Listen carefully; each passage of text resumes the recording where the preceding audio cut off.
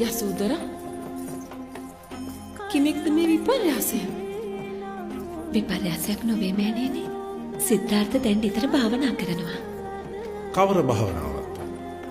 ආනාපාන සති භාවනාව. ඔහු මේ භාවනාව ප්‍රගුණ කළේ බාල කාලේ පටන් නොවේද? යසෝදරා සිද්ධාර්ථ ගැන අප තිදෙනා රහසේ කළ කතා බහ ඔබට අමතකද? ඔහුගෙන් සැඟවූ සියල්ල දැන් නිරාවරණය වී අවසන්.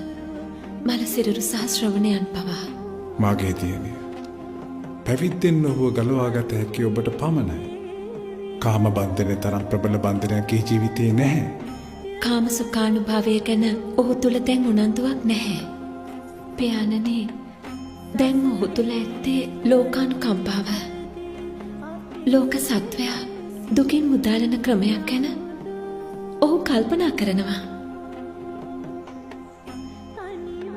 ඔබ යන තැනකට මාත කැටුව යන්න.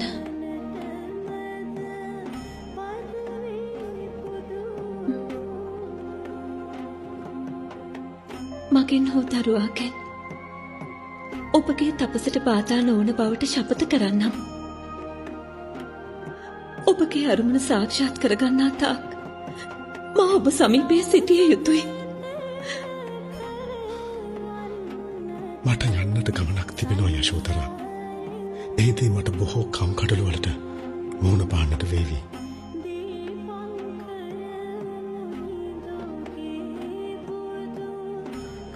ඒ නිසා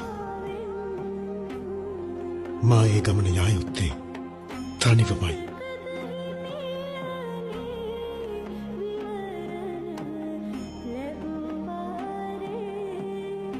කොහේ ගියත් යශෝදරා, ඔබ දකින්නට මා පෙරලා පැමිණෙනවා.